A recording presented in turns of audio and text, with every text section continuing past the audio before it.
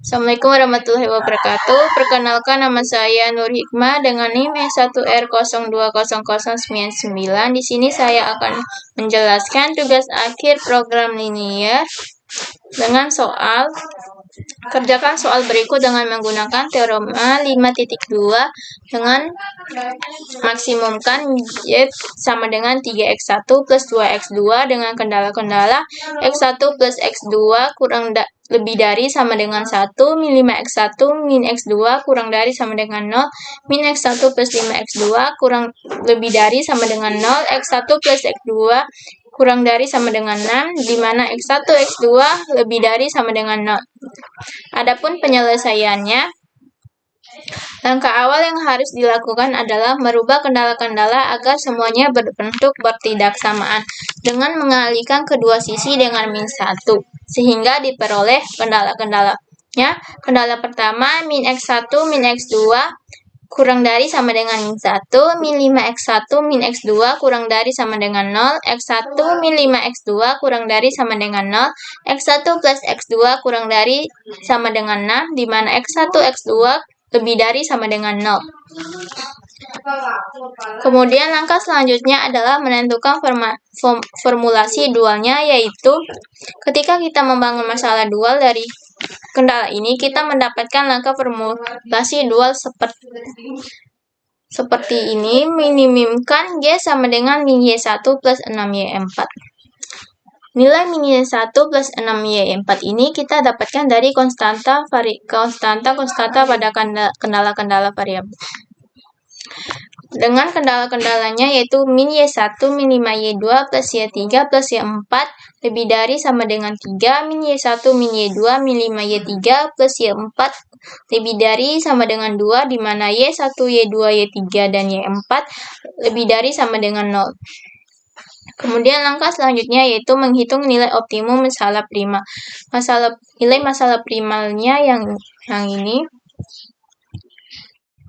Maksimumkan Y sama dengan 3x1 plus 2x2 dengan kendala-kendala x1 plus x2 lebih dari sama dengan 1, min 5x1 min x2 kurang dari sama dengan 0, min x1 plus 5x2 lebih dari sama dengan 0, x1 plus x2 kurang dari sama dengan 6, di mana x1, x2 lebih dari sama dengan 0.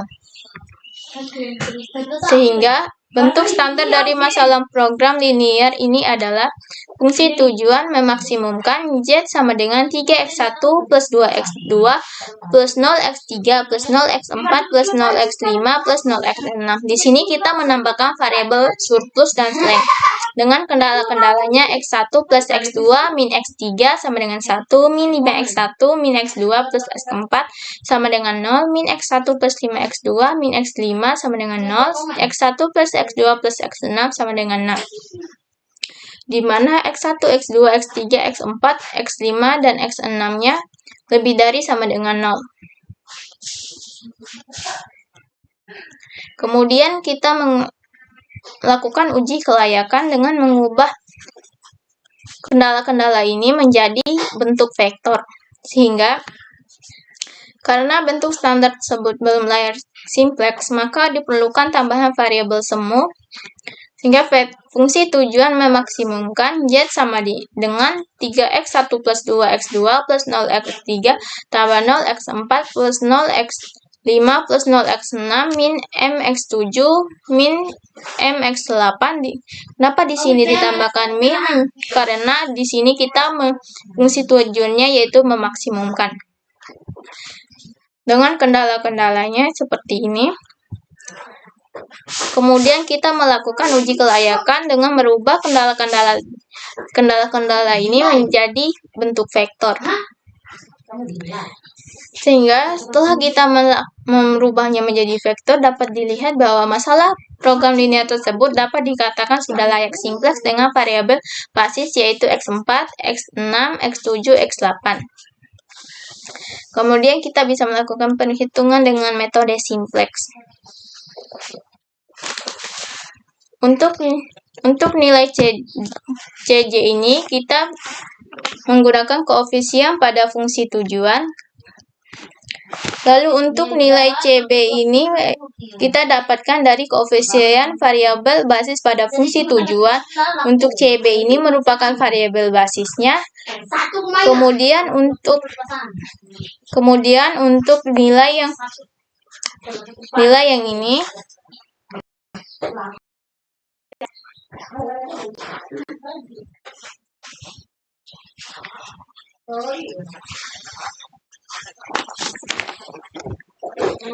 Kemudian untuk nilai yang ini merupakan koefisien sampai sini merupakan koefisien pada kendala, dan untuk mendapatkan nilai ZJ kita bisa menggunakan hasil penjumlahan CB dikali XI. Ini. Lalu untuk BI-nya didapatkan dari konstanta pada kendala.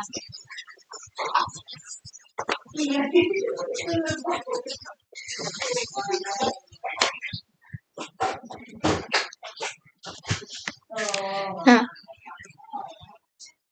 kemudian kita harus menentukan dulu nilai ZJ kurang ZJ-nya.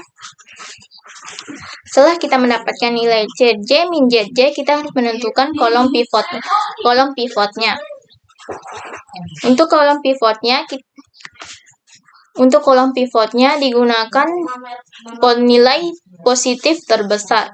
Untuk nilai positif terbesarnya bisa dilihat, nilai positif terbesarnya yaitu yang ini.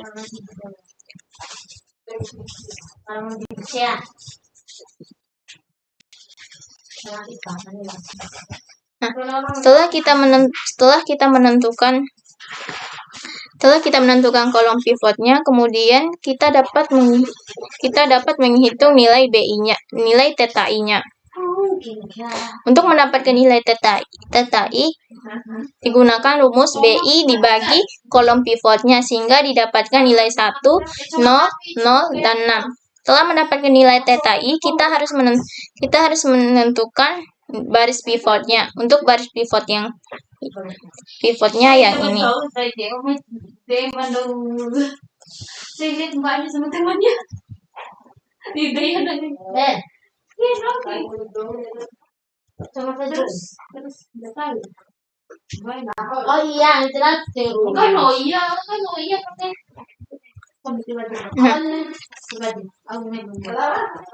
Setelah kita menentukan baris pivot dan kolom pivotnya,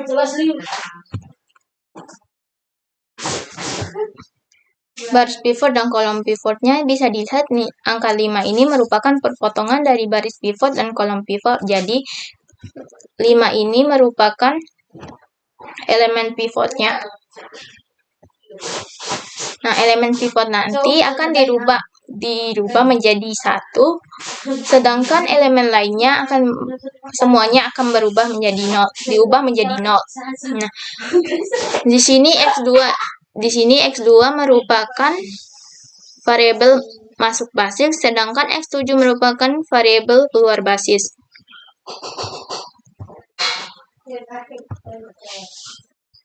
Bisa dilihat di sini CJ min ZJ masih ada nilai positifnya.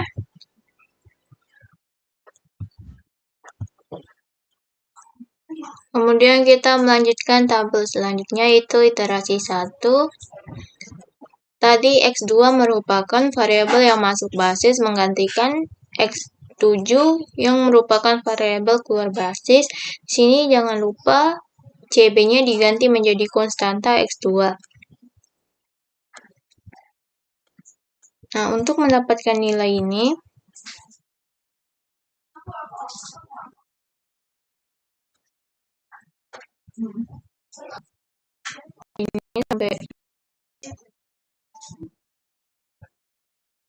sampai sini digunakan rumus yang tertera di bawah ini, yaitu B1 baru sama dengan B1 lama dikurang B3 baru, B2 baru sama dengan B2 lama ditambah B3 baru, B3 baru sama dengan 1/5 dikali B3 lama, B4 baru sama dengan B4 lama dikurang B3 baru.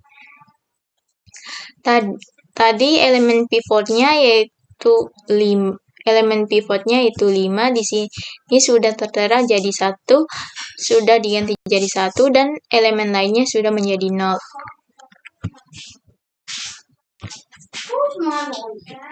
Kemudian selanjutnya kita tentukan ZJ dan ZJ-nya.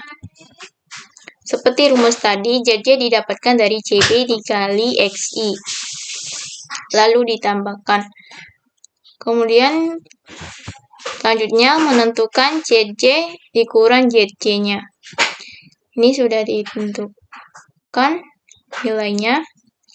Setelah mendapatkan CJ min ZJ, kita bisa menentukan kolom pivotnya. Untuk mendapatkan kolom pivot, kita lihat nilai positif terbesarnya. Untuk nilai positif terbesarnya, kita dapat di X1, nilai 17/5 plus 6/5. Nah, setelah kita mendapatkan kolom pivotnya,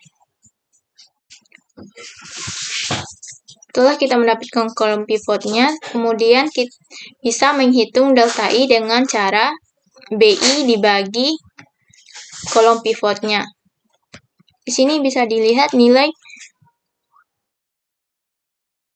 positif terkecilnya itu 5/6. Jadi baris yang ini merupakan baris pivotnya.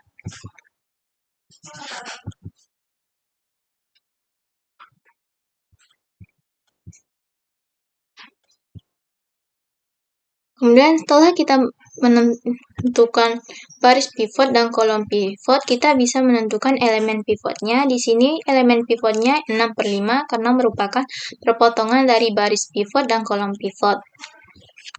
Jadi 6/5 ini nanti diubah menjadi 1 dan yang elemen lainnya berubah menjadi 0. Di sini X1 merupakan variabel basis yang masuk, sedangkan X4 merupakan variabel basis yang akan keluar. Bisa dilihat nilai ZJ min ZJ masih terdapat nilai positif, jadi tabel ini masih dilanjutkan. Kemudian kita lanjutkan ke tabel iterasi 2.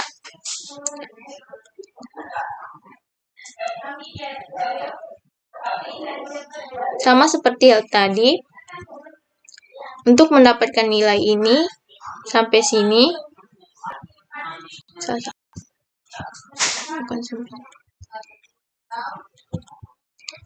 mendapatkan nilai dari sini sampai sini,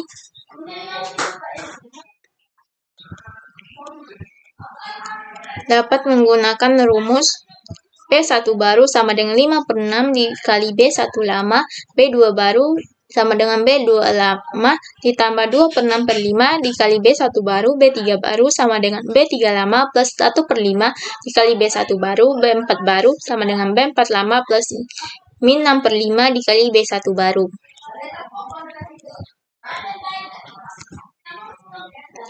Nah, setelah kita mendapatkan nilai ini sampai sini tadi, kita bisa menghitung nilai ZJ-nya sama seperti tadi. Setelah mendapatkan nilai ZJ-nya, kita bisa menghitung ZJ min ZJ.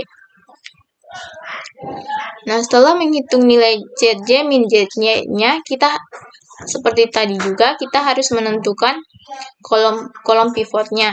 Kolom pivotnya bisa dilihat dari nilai positif terbesarnya.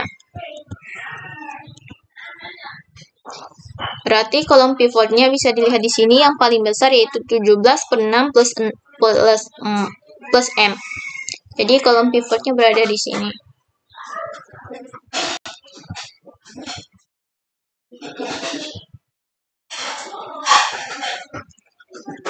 Setelah menentukan kolom pivotnya, kita bisa menghitung theta I-nya dengan cara BI dibagi kolom pivotnya. Di sini 5/6 dibagi min 5/6 sama dengan 1, 13/3 dibagi min 13/3 sama dengan min 1, 1/6 dibagi 1, min 1/6 sama dengan min 1, 5 dibagi 1 sama dengan 5.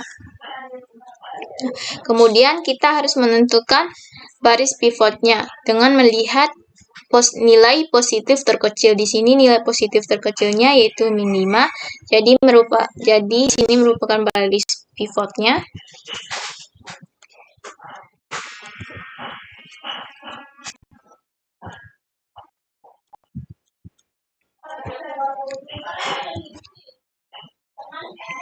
Nah, setelah kita mendapatkan baris pivot dan kolom pivotnya, satu ini merupakan elemen pivot. Jadi, satu ini akan dirubah menjadi satu, karena di sini sudah satu, tidak usah dirubah. Dan yang lainnya ini harus berubah menjadi 0. Dan X3 merupakan variabel yang akan masuk basis, sedangkan X8 akan menjadi variabel yang akan keluar basis. Bisa dilihat CJ min ZJ-nya masih ada nilai positifnya, jadi tabelnya masih dilanjutkan.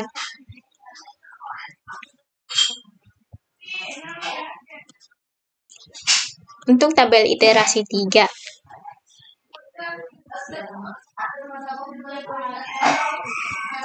Tadi X3-nya sudah masuk ke sini ya, dan konstantanya tetap dia 0.